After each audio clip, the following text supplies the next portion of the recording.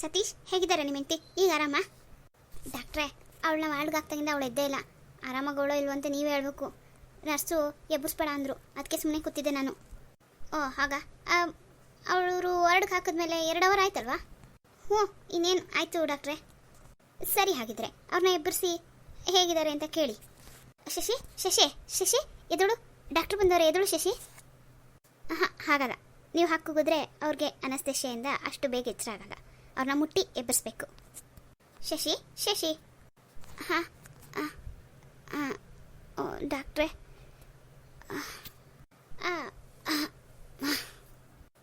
ನಿಧಾನ ಕೂತ್ಕೊಳ್ಳಿ. ಹಾಗೆ ದಬ ಮಾಡಬೇಡಿ. ಇನ್ನೊಂದು 2 ದಿವಸ ಆರಾಮಾಗಿರಬೇಕು. ಶಶಿ ಹೆಂಗಿದೆ ಶಶಿ? ನೋವು ಹೆಂಗದೆ? ಡಾಕ್ಟ್ರು ಅದನ್ನ ವಿಚಾರಿಸೋಕ್ಕೆ ಅಂತ ಬಂದವ್ರೆ. ಈಗೇನಾದ್ರು ನೋವದ? ಹೊಟ್ಟೆ ಹಸಿತದ? ಇಲ್ಲ, ಈಗ ಏನು ನೋವು ಅನ್ನಿಸ್ತಾ ಇಲ್ಲ, ಹೊಟ್ಟೆನೂ ಹಸಿತಾ ಇಲ್ಲ. ನಿಮ್ದು ಊಟ ಆಯ್ತೆ? ಇಷ್ಟೇ ತನಕ ಎಲ್ಲೋಗಿದ್ರಿ? ಶಶಿ ಈಗ ಹೇಗಿದ್ದೀರಾ? ಆಪ್ರೇಷನ್ನು ನೋವೇನಾರು ಅನ್ನಿಸ್ತಿದ್ಯಾ? ಏನಿಲ್ಲ ತಾನೇ? ಆರಾಮಾಗಿದ್ದೀರಲ್ಲ? ಹ್ಞೂ ಡಾಕ್ಟ್ರೇ, ಆರಾಮಾಗಿವ್ನಿ. ಸತೀಶ್ ಅವ್ರಿಗೆ ಈಗ ಹಶ್ವಾಗಲ್ಲ, ಆದರೂ ಇನ್ನೊಂದು ಅರ್ಧ ಗಂಟೆ ಬಿಟ್ಟು ಜ್ಯೂಸ್ ಏನಾದ್ರು ಕೊಡಿ. ಊಟನ ಇವತ್ತು ಕೊಡೋಕ್ಕೆ ಹೋಗಬೇಡಿ, ನಾಳೆ ಕೊಡಿವ್ರಂತೆ. ಅವ್ರಿಗೆ ಸುಸ್ತಾಗ್ತಾ ಇರೋಂಗೆ ಡ್ರಿಪ್ಸ್ ಹಾಕಿದ್ದೀವಿ, ಏನು ತೊಂದರೆ ಇಲ್ಲ. ಇನ್ನು ಮೆಡಿಸನ್ನ ನನ್ನ ನರ್ಸ್ ಕೈಲಿ ಕಳಿಸ್ತೀನಿ, ಅದನ್ನು ಹೇಗೆ ಕೊಡಬೇಕು ಅಂಥೇಳಿ ಅವರೇ ಹೇಳ್ತಾರೆ, ಕೊಡಿ. ಇನ್ನು ಇವತ್ತು ನಾಳೆ 2 ದಿವಸ ಸಾಕು, ಆಮೇಲೆ ಮನೆಗೆ ಕರ್ಕೊಂಡು ಹೋಗ್ಬೋದು. ಏನು ಶಶಿ, ಮನೆಗೆ ಹೋಗ್ತಿರಲ್ಲ? ಡಾಕ್ಟ್ರೇ, ನೀವು ಹೇಳಲಿ ಅಂತಲೇ ಕಾಯ್ತಾ ಇದ್ದೀನಿ. ನನಗೆ ಹಾಸ್ಪಿಟ್ಲಲ್ಲಿ ಇದ್ದು ರೂಢಿ ಇಲ್ಲ, ಎಷ್ಟೊತ್ತಿಗೆ ಮನೆಗೆ ಹೋಗ್ತೀನೋ ಅನ್ನಿಸ್ತಿದೆ. ಇಲ್ಲ, ನಿಮ್ಗೆ ಹುಷಾರಾದ ಕೂಡಲೇ ನಾವು ಇಟ್ಕೊಳ್ಳಲ್ಲ, ಕಳಿಸ್ಬಿಡ್ತೀವಿ. ಈಗ ರೆಸ್ಟ್ ತೊಗೊಳ್ಳಿ. ಇವತ್ತು ಸ್ವಲ್ಪ ಓಡಾಟನೂ ಕಡಿಮೆ ಇರಲಿ, ಯಾಕೆಂದರೆ ಇವತ್ತಾಗಿರೋದಲ್ವಾ, ಸ್ವಲ್ಪ ಹುಷಾರಾಗಿರಬೇಕು. ಸತೀಶ್ ಹೇಳಿದಾಗ್ತಾಯ್ತಲ್ಲ. ಅಂದಾಗೆ ಸತೀಶ್, ನೀವು ಊಟ ಮಾಡಿಲ್ವಂತೆ, ನರ್ಸ್ ಹೇಳ್ತಿದ್ರು. ನೀವು ಹೀಗಿದ್ದರೆ ತಪ್ಪಾಗುತ್ತೆ. ಈಗ ಅವ್ರಿಗೆ ಹುಷಾರಿಲ್ಲ, ಅವ್ರನ್ನೇನೋ ಅಡ್ಮಿಟ್ ಮಾಡ್ಕೊಂಡು ನಾವು ಡ್ರಿಪ್ಸ್ ಹಾಕ್ತೀವಿ. ನೀವು ಹುಷಾರು ತಪ್ಪರು ಯಾರು ನೋಡ್ಕೊಳ್ಳೋದು? ಅದು ಅಲ್ಲದೆ ನೀವು ಊಟ ಮಾಡದೇ ಇರೋವಂಥದ್ದು ಏನಾಗಿದೆ? ಈಗ ಅವ್ರು ಆಪ್ರೇಷನ್ ಮಾಡಿಸ್ಕೊಂಡು ಆರಾಮಾಗಿದ್ದಾರಲ್ಲ, ನೀವು ಹೋಗಿ ಊಟ ಮಾಡ್ಕೊಂಡು ಬನ್ನಿ. ಇನ್ಫ್ಯಾಕ್ಟ್ ಇಷ್ಟೊತ್ತವರೆಗೂ ಹಸ್ಕೊಂಡೇ ಇರಬಾರ್ದು ನೀವು.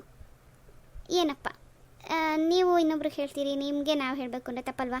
ಉಪವಾಸ ಇರಬಾರ್ದು ಅಂತ ಗೊತ್ತಿಲ್ವಾ ನಿಮಗೆ? ಯಾವಾಗಂದ್ರೆ ಊಟ ಮಾಡಿದ್ರೆ ಗ್ಯಾಸ್ಟ್ರಿಕ್ ಆಗುತ್ತೆ. ಯಾರಿಗೆ ಏನಿರುತ್ತೋ ಇರಲ್ವೋ ಗೊತ್ತಿಲ್ಲ. ಆ್ಯಸ್ ಎ ಡಾಕ್ಟರ್ ಹೇಳ್ತಾ ಇದ್ದೀನಿ, ಆರೋಗ್ಯವನ್ನು ಚೆನ್ನಾಗಿ ಇಟ್ಕೊಂಡ್ರೆ ಇನ್ನೇನಿದ್ರೂ ಇಲ್ಲದೇ ಇದ್ದರೂ ಬದುಕ್ಬೋದು. ಆರೋಗ್ಯದ ಕಡೆ ಹೆಚ್ಚಿನ ಗಮನ ಕೊಡಿ. ಅದು ಡಾಕ್ಟ್ರಮ್ಮ, ನನಗೆ ನನ್ನ ಆರೋಗ್ಯಕ್ಕಿಂತಲೂ ನನ್ನ ಹಸುಗಿಂತಲೂ ನನ್ನ ಹೆಂಡ್ತಿನೇ ಮುಖ್ಯ. ಅವಳು ಆರಾಮಾಗಿದ್ದರೆ ನಾನಿದ್ದಂಗೆ. ತಪ್ಪು ಸತೀಶ್, ನೀವು ಎಲ್ಲ ಮಾತು ಸರಿ, ಆದರೆ ಈ ಮಾತು ನಾನು ಒಪ್ಪಲ್ಲ. ಈಗ ನೀವು ಆರೋಗ್ಯವಾಗಿಲ್ಲದೆ ಹೋದರೆ ಅವರು ನೋಡ್ಕೊಳ್ಳೋರು ಯಾರು? ಈಗೇನೋ ಇನ್ನೂ ವಯಸ್ಸಾಗಿಲ್ಲ, ಚಿಕ್ಕ ವಯಸ್ಸು, ಉಪವಾಸ ಇರ್ತೀರಿ, ತಡ್ಕೋತೀರಿ.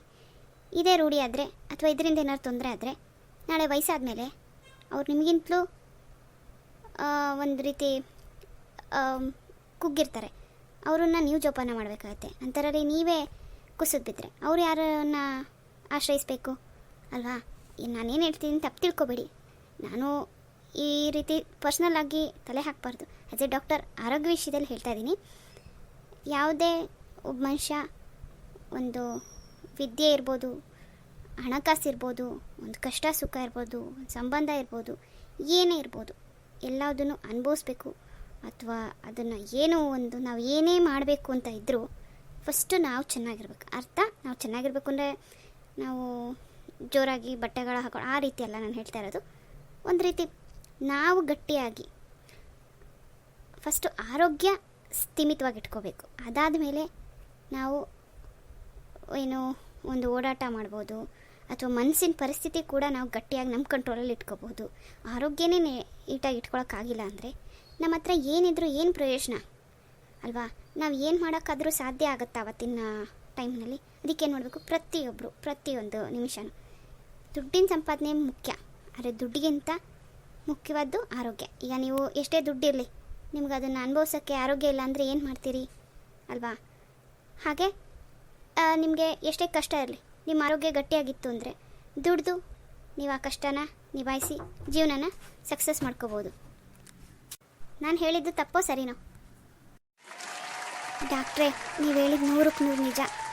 ಸಂದಾಕಿದ್ದಾಗ ಆರೋಗ್ಯದ ಬೆಲೆ ಗೊತ್ತಾಗಿಲ್ಲ. ಯಾವಾಗ ಈ ರೀತಿ ಸಂದ ತಪ್ಪೆ ಹಾಸ್ಪಿಟ್ಲು ಬೆಡ್ ಮೇಲೆ ಬನಿಕತ್ತೀವೋ ಅವಾಗೆ ಅನ್ಸೋದು ಯಾವುದಕ್ಕಿಂತಲೂ ಎಲ್ಲರಿಗಿಂತಲೂ ಆರೋಗ್ಯ ಮುಖ್ಯ ಅಂಥೇಳಿ. ಆರೋಗ್ಯ ಕೆಡಿಸ್ಕೊಂಡು ಹೀಗೆ ಮನಿಕೊಂಡು ಇಲ್ಬಲ್ದೇ ಇರೋ ಅನುಭವಿಸೋದೈತಲ್ಲ, ಬೇಡಪ್ಪ ಅನಿಸ್ತದೆ. ಫಸ್ಟೇ ನಾವು ಆರೋಗ್ಯನ ನಮ್ಮ ಕೈಲಿದ್ದಾಗಲೇ ಜೋಪಾನ ಮಾಡ್ಕೊಂಡ್ರೆ ಈ ಬಾಧೆ ಬೀಳೋದು ತಪ್ತದೆ. ಸುಮ್ಕೆ ನಮ್ಮ ಮನಸ್ಸಿನ ಪರಿಸ್ಥಿತಿನೂ ಹಾಳು, ಮನೆ ಪರಿಸ್ಥಿತಿನೂ ಹಾಳು, ಜೊತೆಗೆ ದುಡ್ಡು ಕಾಸಿನ ಪರಿಸ್ಥಿತಿನೂ ಹಾಳು. ಇವೆಲ್ಲ ಬೇಕಾ ಆರೋಗ್ಯ ಚೆಂದಾಗಿ ಇಟ್ಕೊಂಡ್ರೆ? ನೀವು ಹೇಳಿದ ನಿಜ ಡಾಕ್ಟ್ರೆ, ನಾನು ಒಪ್ತೀನಿ. ನೀವು ನಂಬಲ್ಲ ಸತೀಶ್, ಇವತ್ತು ಹಳ್ಳಿಯವರಿದ್ದಷ್ಟು ಆರೋಗ್ಯವಾಗಿ ಸಿಟಿಯವ್ರು ಇರೋಕ್ಕಾಗ್ತಿಲ್ಲ. ಯಾಕೆ ಗೊತ್ತಾ?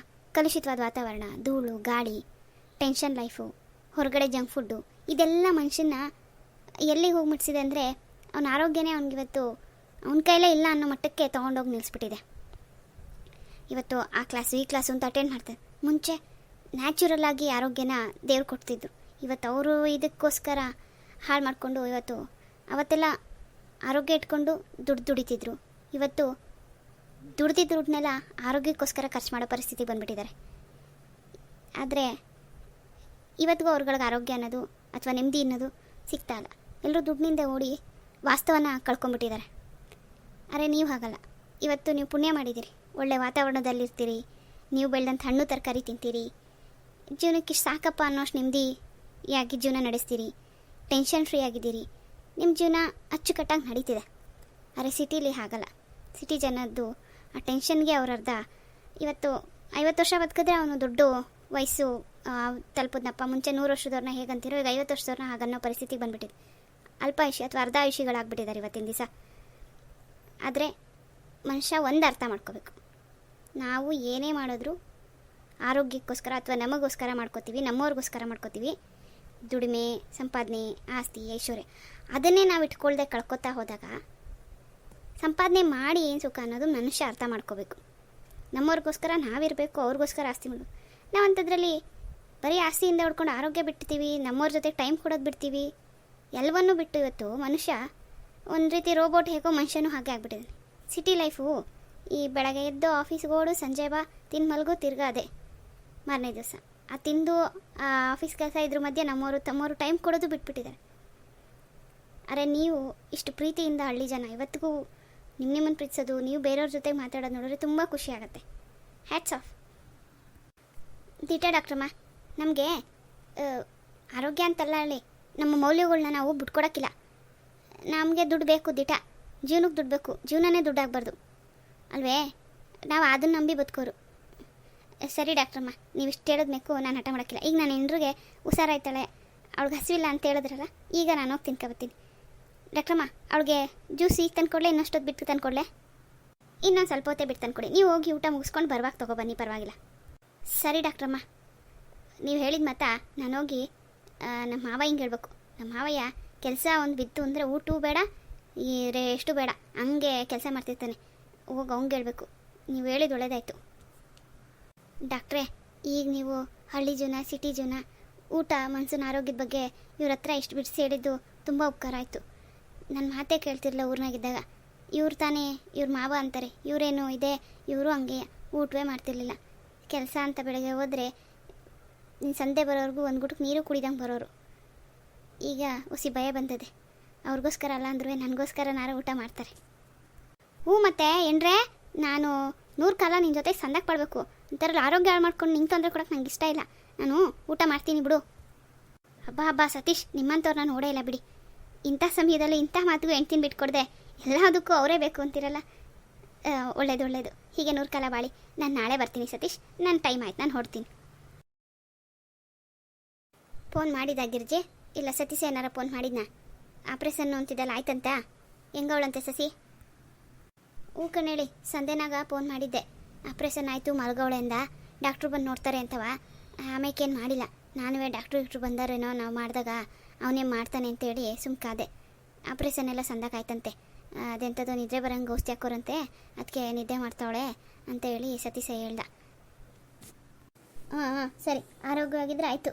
ಆಮೇಲೆ ಈಗ ಹೆಂಗಿರೋ ಆಪ್ರೇಷನ್ ಆಗೋದಲ್ಲ, 1-2 ದಿವಸಕ್ಕೆ ಏನು ನೋಡ್ಕೊಂಡು ಕರ್ಕೊಬಂದ್ಬಿಡೋನು ಏನೋ.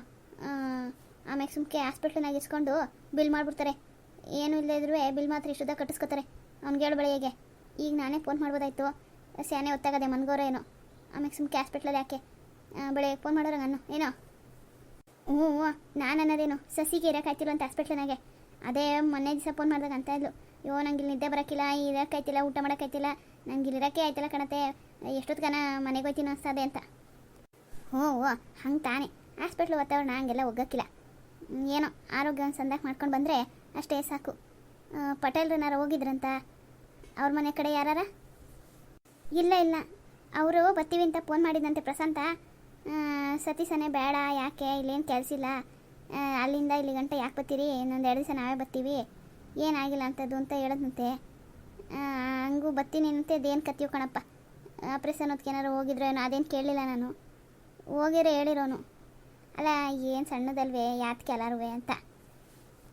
ಹೋ ನಾವು ಹೋಗ್ಬೇಕಾಗಿತ್ತು, ಆದರೂ ಇವನೇ ಬೇಡ ಬೇಡ ಅಂತಾನೆ. ಅದಕ್ಕೆ ಮೇಲೆ ಹೆಂಗೆ ಹೋಗೋಣ, ಇಲ್ಲೂ ಕೆಲಸ ಕಾರ್ಯಗಳು. ಆದರೂ ಪಾಪ ಒಂಟಿ ಹುಡುಗ ಹೆಂಗೆ ನೋಡ್ಕೊತಾನೋ ಏನೋ. ಡಾಕ್ಟ್ರಮ್ಮ ಸಂದಾಕ ನೋಡ್ಕೊತಾವ್ರಂತೆ ಕಣ್ ಹೇಳಿ.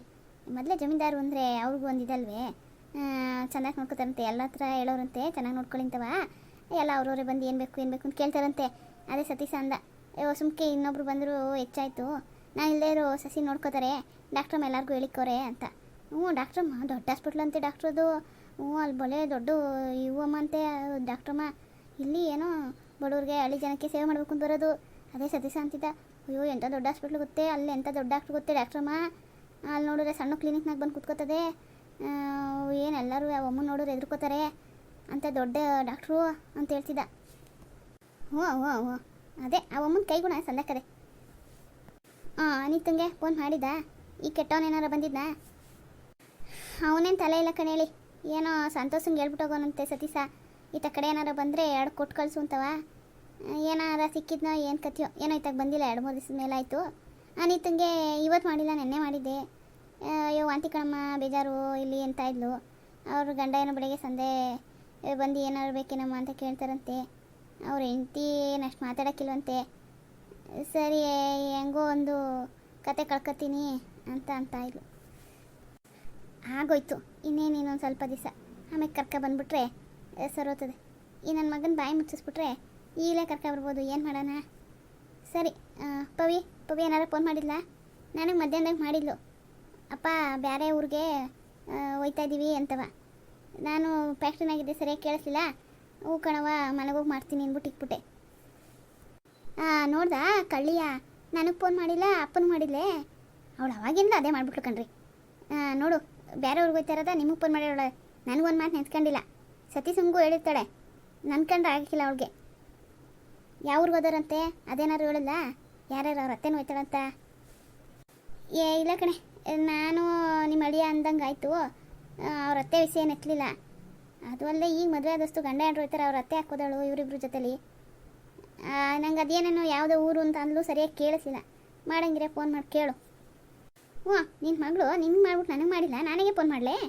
ಅದು ಇಷ್ಟೊತ್ತಿನಾಗೆ ಬೇಡ, ಬೆಳಗ್ಗೆ ನೋಡ್ತೀನಿ ಮಾಡ್ತಾಳೋ ಇಲ್ಲೋ ನೋಡ್ಕೊಂಡು ನಾನೇ ಮಾಡ್ತೀನಿ. ಮರ್ತ್ಬಿಟ್ಟ ತಾಯಿ ಅಂತವ. ಸರಿ ನಾನು ಮನಿಕತ್ತೀನಿ, ನನಗೂ ಒಬ್ಬನೇ ಸಾಕಾಗೋಯ್ತದೆ. ಎಲ್ಲ ಕಡೆಗೂ ಒಬ್ಬನೇ ಓಡಾಡಬೇಕು. ಸತೀಶ ಇದ್ರೆ ಅರ್ಧ ಕೆಲಸ ಮೇಲೆ ಅವನೇ ಮಾಡ್ಕೊಳ್ಳೋನು. ಈಗ 10 ಇತ್ತು ಎಲ್ಲ ನಾನೇ ಓಡಾಡ್ಬೇಕು, ಸಾಕಾಗೋಯ್ತದೆ. ಹೋಗಿ ಮನಿಕೋತೀನಿ. ಹ್ಞೂ ಅದು ಇನ್ನೊಂದು ವಿಷಯ ಇತ್ತು. ಏನು?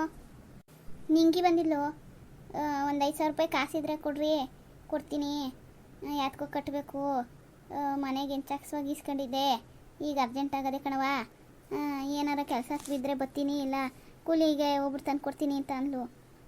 ಏನು ಕೊಟ್ಟಿರಾ ಏನು ಕತೆ? ನಾನು ನನ್ನ ಹತ್ರ ಇಲ್ಲ ಕಣವ, ಜಮೀನ್ದಾರ ಕೇಳ್ಬಿಟ್ಟು ಹೇಳ್ತೀನಿ ಹಿಂದೆ. ಸುಮ್ಕೆ ಇರೋ, ಈಗ ದುಡ್ಡು ಕಾಸೆಲ್ಲ ತಲೆ ಹಾಕೋಬೇಡ ನೀನು. ಅವಳು 1 ದಿವಸ ಬಂದು 9 ದಿವಸ ಬರಲ್ಲ, ಅವಳು ಕೊಟ್ಬಿಟ್ಟು ಏನು ಮಾಡಿ ನೀನು? ಅದು ಅಲ್ಲದೆ ಈಗ ನಾನು ಯಾರಿಗೂ ದುಡ್ಡು ಗಿಟ್ಟು ಕೊಡೋಕೆ ಹೋಗಿಲ್ಲ, ಸುಮ್ಕಿರು. ದುಡ್ಡಂತೆ ದುಡ್ಡು ಅವಳು ಗಣ್ಣ ಯಾವಾಗ ಇಸ್ಕೊಂಡವ್ನು ಇನ್ನೂ ಕೊಡಲಿಲ್ಲ, ನಾನೇ ಹೋಗ್ಲತ್ತಾಗೆ ಅಂತ ಬಿಟ್ಬಿಟ್ಟೆ. ಈಗ ತಿರುಗಿ ಕೇಳಕ್ಕೆ ಬಂದವನಾ? ಇಲ್ಲ ಅವ್ನು ಬಂದಿಲ್ಲ, ಎಂಡ್ರನ್ನ ಕಳ್ಸೋನೆ. ಅದೇಯ ಅವ್ನು ಬರ್ದಿರೆ ಎಂಡ್ರನ್ನ ಕಳ್ಸೋನೆ. ಕೊಟ್ಟರೆ ಆಮೇಲೆ ಕತೆ ಹೊಡಿತವೆ. ಏನು ಬೇಡ, ಸುಮ್ಕಿದ್ಬಿಡು ನೀನು.